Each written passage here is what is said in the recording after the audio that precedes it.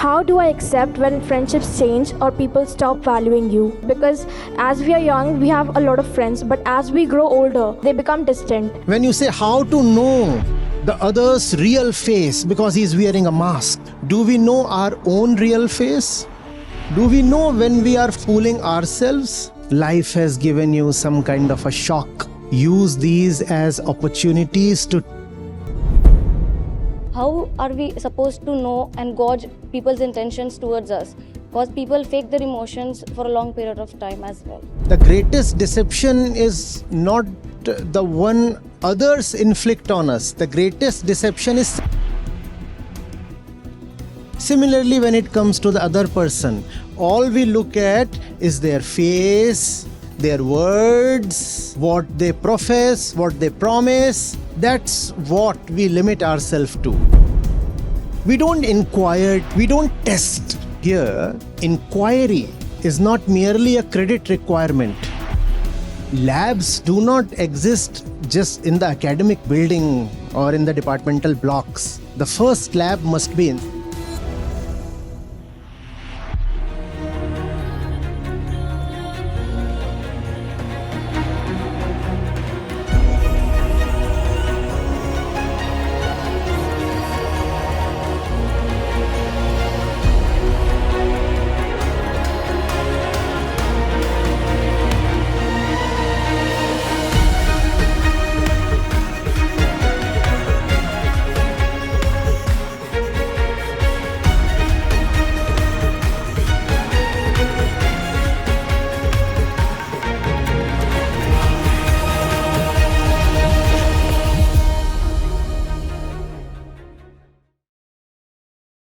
Namaste Acharya ji, I am Ashi Jain. Sir, how do I accept when friendships change or people stop valuing you?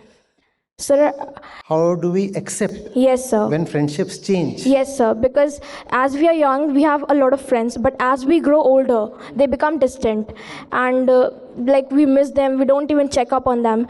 So there are many people who face these issues, even I have. So sir, how do I accept it and how do I overcome it? Tell me one place that you really desperately love to go to. Besides home? Yeah, let's say home. Yes sir. Let's say home. Yes sir. And you're traveling to your home from a place 100 kilometers away, right? You're traveling to your home and you really love home. Home. And this is the road that's taking to your home. How many cuts and crosses do you meet? Lot. Lot. How many vehicles do you find coming to you, staying along for a while in your sight, and then taking some cut, some other road, some deviation, some other direction? How many of them? A lot, sir. Do you miss them? No, sir, because I'm not attached to them. That's the answer. One must be firmly on the road to home. Yes, sir. And then one doesn't miss all these people and vehicles who coincidentally come along for a while and then depart. Sir, sometimes we don't miss the people, but we miss the memories, sir. If you will be so much in memory of the car that was in front of you, that memory will cause a collision. Yes, sir. Think of it. Yes, sir. There was a car in front of you, there was a car by your side, there was one trailing you, and now they are no more, and you are still thinking of them. But the condition has changed. The road has changed. Right? Yes, sir. There are new cars. And in your heart sits your Goal? home. Yes, sir. The home is what you are in love with. Right? And if there is someone really being with, he will travel all the way with you right till your home. How can you miss him? And if there are people who desert you, who leave you while you are traveling to home, are they really worth being with? I guess not, sir. No. Thank you, sir.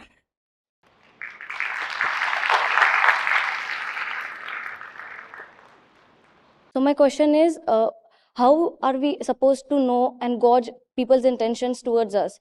Because people fake their emotions for a long period of time as well. How do we know and gauge people's real intentions and emotions towards us? Because people fake. People fake their emotions, their faces, their personality, their intentions. That's the question, right? Yes. Who is the first person that you know? Who is the one person closest to you? Who is the one person most intimate to you? Ourselves. Right? You are the one closest to you. If you do not know this person, can you know any other person? This person is your workshop, your laboratory, your most intimate testing ground, your home ground. Right? When we say we cannot judge others' intentions, the question is, do we know our own intentions?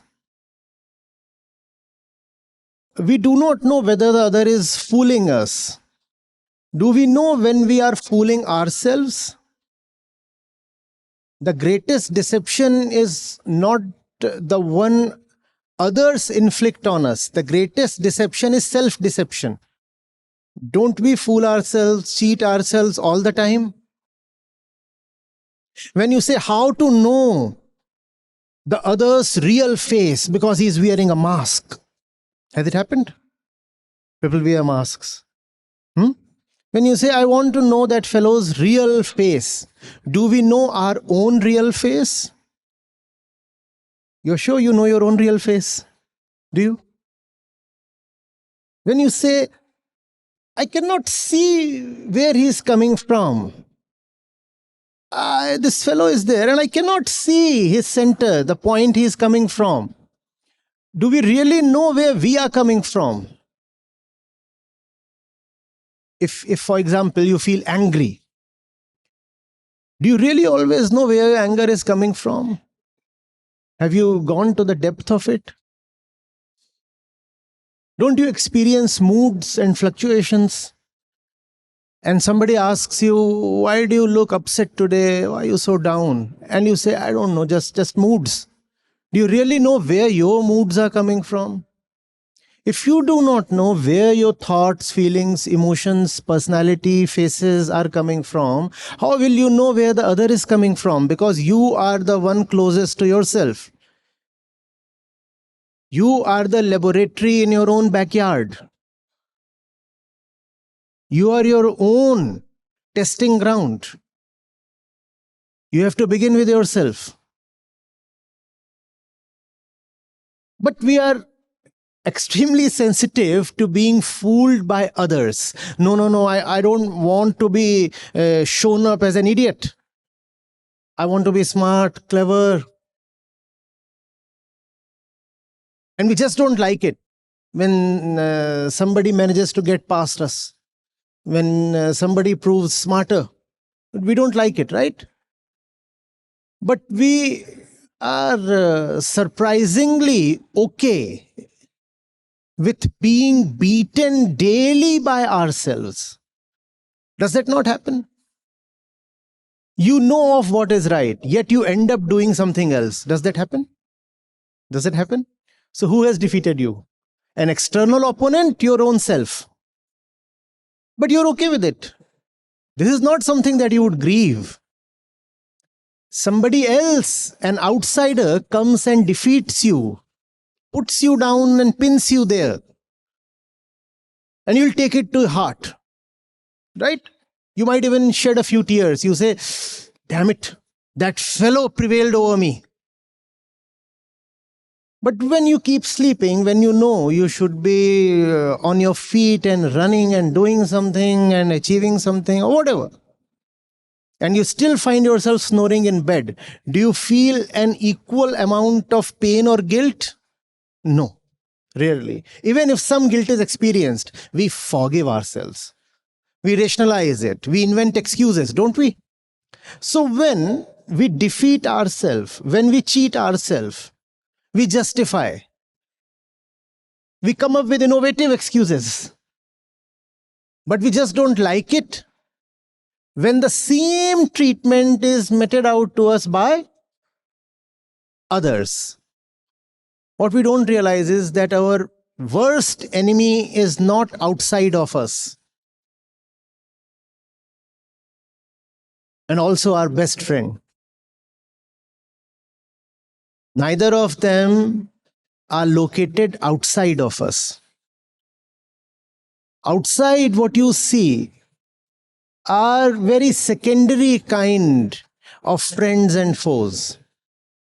The one who is her own enemy will find she's surrounded by millions of enemies outside. Whereas the one who is her own friend will find that even so-called adverse situations outside are being utilized constructively by her. So if somebody has managed to play a fraud on you, defeat you or cheat you, the finger must point inward. Don't lay the blame there. Watch what is here. There is somebody here so content with getting fooled that deception has become a way of life.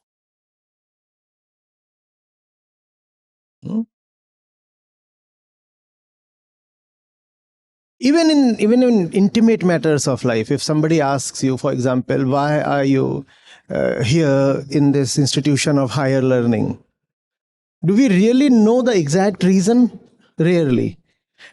And even if we do know it, to some extent, are we able to confess? Do we do that? You go to someone and say, I love you. Is that really the matter? Is that really the matter? Do we know where that thing called love is coming from? Do we know our own center? We don't know our own center. But then, how is it surprising that somebody comes, professes love to us, and then in a few days or weeks or months turns his back? How is it any surprising? Just as we do not know where our own center is, we also fail to see where the center of that person is.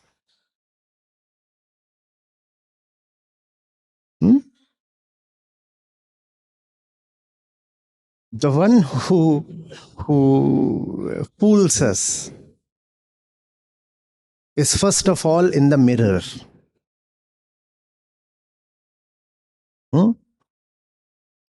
The person who declares, I'm not going to fool myself anymore. I'll be very ruthless with the facts of my being. Such a person will be very, very difficult to cheat.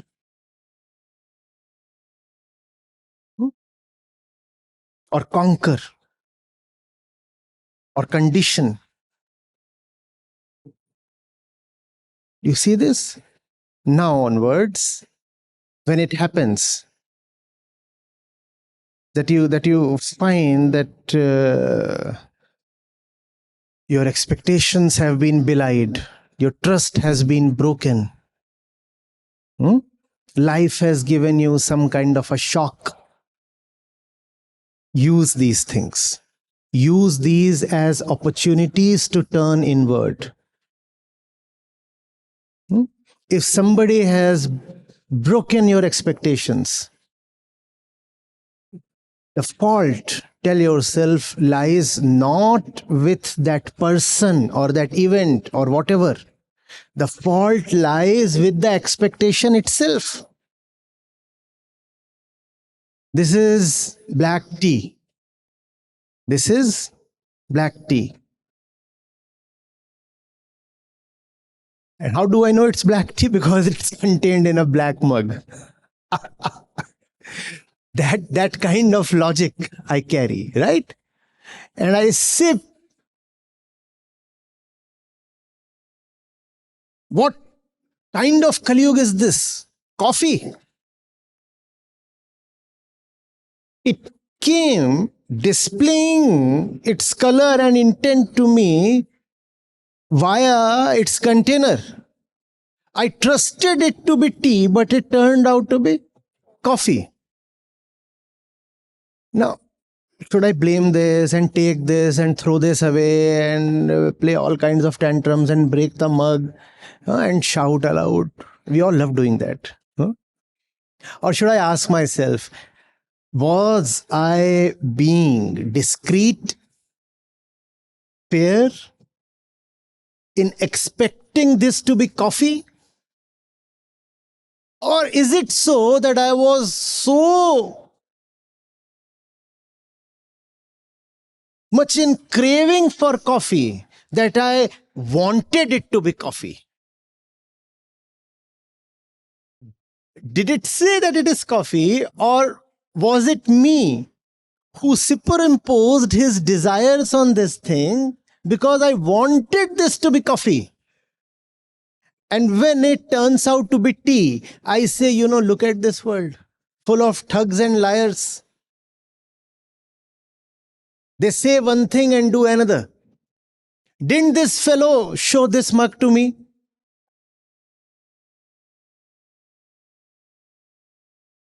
You were seeing the outside. You never tested the inside.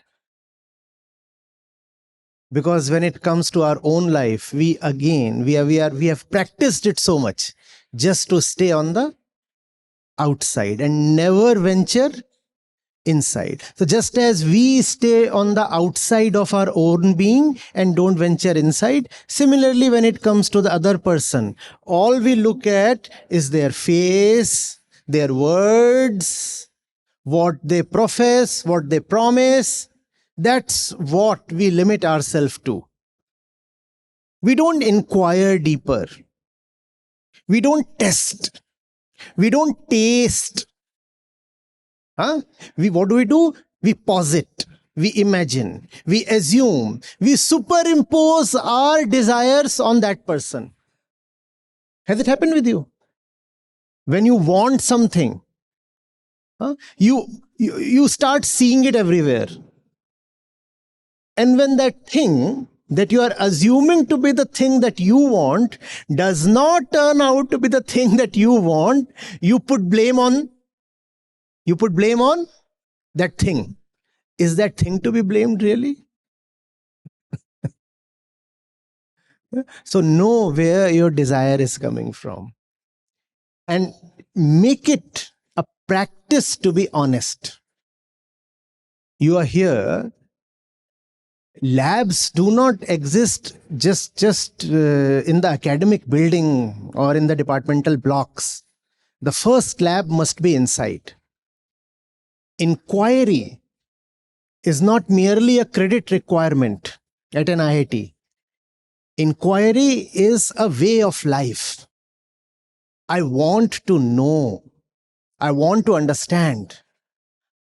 I'm not an automaton and I'm also not an animal. To be human, I must be conscious. And to be conscious is to know with discretion, is to ask repeatedly, is to test and experiment, not to fool oneself with amusing belief.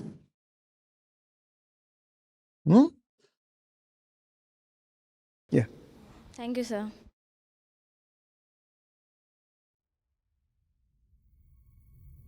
Hi, my name is Aditya. I am from Kolkata.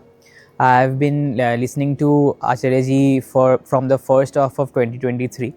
So I work in sports. I have been in the sports industry, and currently I am pursuing actually a venture of my own in the racket industry, which is kind of inspired by Acharya ji, but I also play tennis. I started listening to him. I first joined in his session in March 2023.